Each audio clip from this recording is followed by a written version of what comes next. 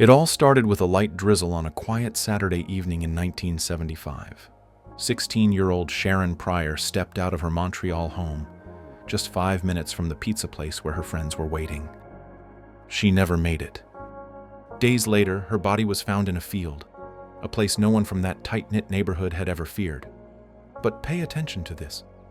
An hour before she vanished, another woman in the same area had been attacked by a man with a knife. He disappeared, just like Sharron did that night. What no one knew then was that her case would haunt an entire city for decades and expose secrets that refused to stay buried. Before she became the center of one of Montreal's most haunting mysteries, Sharron Prior was simply a 16-year-old girl who loved her family, her friends, and her future. Her home sat in a small working-class neighborhood known as Point St. Charles, or The Point, the kind of place where everyone knew everyone. Doors stayed unlocked, and kids grew up walking the same streets their parents did. Sharron was the middle child of Yvonne and her husband, a bright light in a close-knit family. She was described as warm, confident, and kind, the sort of girl who smiled first, even at strangers. Her friends said she was dependable, a good listener, and always ready to help with homework or share her lunch if someone forgot theirs. She loved art, music, and the simple freedom of being young in the 1970s. Her favorite place in the world was Marina's Pizza, a small hangout spot just 5 minutes from her home. That's where she planned to meet her boyfriend and classmates on that rainy March evening. Sharron had dreams too, to graduate, to travel, maybe to work with children one day. Her teachers said she had a calm presence in class, and her mother often said that she saw the good in everyone. But it's that kindness, that trusting nature, that makes what happened next so heartbreaking. Because when Sharron left home that night, she did everything right. She told her mother where she was going. She promised she'd be back soon. When she didn't return, her family knew instantly something was wrong. Yvonne waited by the window for hours, the pizza box still warm on the table. By midnight, panic had set in. Friends and neighbors joined the search. They called her name through the rain, hoping she'd just lost track of time. But deep down, her mother felt it, that quiet dread that no parent can explain. The Point had always been safe, until now. For the Priors, that night never ended. It replayed over and over, each unanswered question echoing louder than the last. Sharron wasn't just another missing girl. She was a daughter, a sister, and a friend, the heart of a family that would spend decades searching for the truth. The night Sharron disappeared, it was raining, that kind of thin drizzle that blurs streetlights and makes shadows look alive. Somewhere out there, another figure moved through those same dim streets. We still don't know who he was, but we do know this. About an hour before Sharron vanished, a man with a knife tried to abduct another young woman just blocks away from her home. Children appeared nearby and the attacker ran. He was never identified. No one at the time could have known how important that moment would become. No one realized they might have just come face to face with the man who would soon take Sharron. In Point St. Charles, violence like that was unheard of.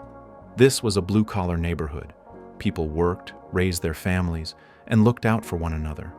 There were no strangers. But that night, there was. Witnesses described him as tall, with an athletic build. Some said he looked like any other man passing through the neighborhood. Nothing remarkable, nothing that would make you cross the street. And that's what makes predators like him so dangerous. They blend in. They don't look like monsters until it's too late. When investigators began connecting the dots, they wondered if that attempted abduction and Sharron's disappearance were linked. The timeline fit too perfectly to ignore. And then, 6 years later, another child, 12-year-old Tammy Leakey, vanished from nearly the same area. Her body was found that same day, raped and strangled. The similarities were chilling. Both victims were young. Both were abducted within blocks of each other. Both were killed in almost identical ways. The FBI profiler who later reviewed the cases said the same thing investigators had whispered for years. This was the same man. But in 1975, there was no DNA database, no digital trail, no camera footage to track him. The suspect, whoever he was, melted back into the city unnoticed. Some say it was a stranger passing through. Others think it was someone from the community itself. someone who smiled, waved, maybe even joined the search for Sharron. What no one knew at the time was that evidence had been left behind. Quiet, almost invisible clues that would one day whisper his name. But it would take decades for the world to finally listen. In the days after Sharron disappeared, Point St. Charles transformed from a peaceful neighborhood into a community living in fear. The same people who once left their doors unlocked now double-bolted them. Parents no longer let their children walk alone. Something, or someone, had shattered the quiet trust of the Point. The search for Sharron was immediate and desperate. Police combed the area. Neighbors organized search parties, flashlights cutting through the rain.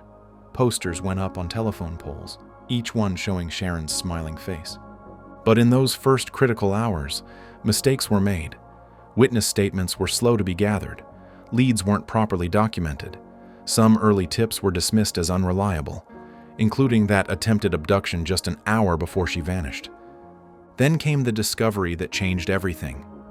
4 days later, Sharron's body was found in a beekeeper's field, several miles from her home.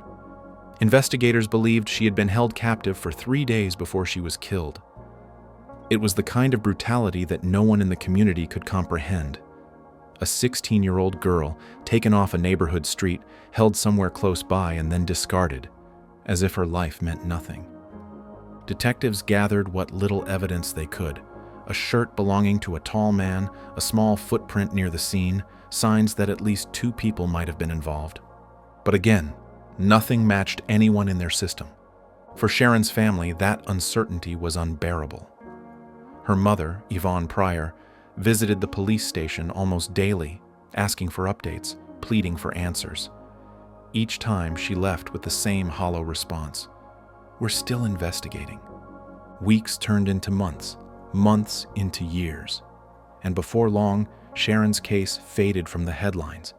Another unsolved tragedy buried under bureaucracy. But in the Point, people didn't forget. They whispered about the night she vanished, about the man no one ever caught, and about how, in the years that followed, another child, Tammy Leakey, would die the same way. What no one knew then was that the evidence, those small, almost forgotten samples, held a secret powerful enough to name her killer. It would just take nearly half a century for science to catch up. It was 4 days after Sharron vanished when a local beekeeper made a horrifying discovery. In a quiet, grassy field on the outskirts of Montreal, a place meant for calm and nature, he saw something that didn't belong, something still, something small. Police arrived within minutes, and the scene told a story that no one wanted to hear. There was Sharron Prior, the 16-year-old girl who'd left home for pizza and never returned. The autopsy would later reveal that she had been beaten, raped, and strangled. Investigators believed she had been kept alive for up to 3 days before her death. It's the kind of detail that makes you stop, because somewhere in that short window of time, while her family searched, while posters went up, while her mother waited by the window, Sharron was still out there, trapped, terrified, and hoping to be found. The police secured the area, combing every inch for evidence. They found a man's shirt, a footprint belonging to a smaller individual, and tire impressions leading away from the site.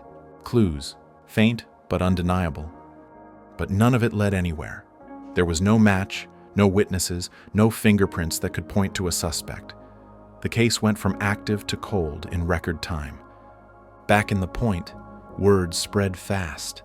The same streets that once echoed with children's laughter now carried only whispers. Stories of a monster who might still be walking among them. Sharron Prior, Sharron's mother, refused to let her daughter be forgotten. She spoke to the press, wrote letters, begged investigators to keep looking. Her words were soft, but her resolve was unshakable. She often said she felt Sharron with her, that she'd never rest until the person responsible was found. But as the years passed, the leads dried up. People moved away. Files collected dust. And yet, Sharron stayed. She stayed in the same home, on the same street, living with the same haunting silence that began that rainy night in 1975. To this day, some locals say you can still feel it, the unease that settled over the point after Sharron's death, a feeling that something evil had once passed through and might one day return. After Sharron's funeral, the point fell quiet again. The posters came down. The reporters moved on. But Yvonne Prior never stopped searching. For nearly 50 years, she held on to one belief, that the man who took her daughter's life would one day be found. In the decades that followed, technology evolved, but the case file gathered dust. Detectives came and went. Each time new evidence techniques emerged, Sharron's family would call the Montreal police, asking if her case could be re-examined. And each time they were told the same thing. We're trying. But they were. Quietly, methodically. Investigators had preserved key samples, DNA fragments collected from Sharron's body and the scene in 1975. Decades later, forensic science had advanced enough to analyze them again. In 2023, that evidence was finally tested with modern genealogical DNA tracing, the same method that solved the Golden State Killer case. The results pointed to a man long dead. Franklin Romine, an American living in Montreal in the 1970s. Freeman's DNA was a perfect match. He had a violent history, including assault charges, and died in the United States in 1982, never held accountable for what he did.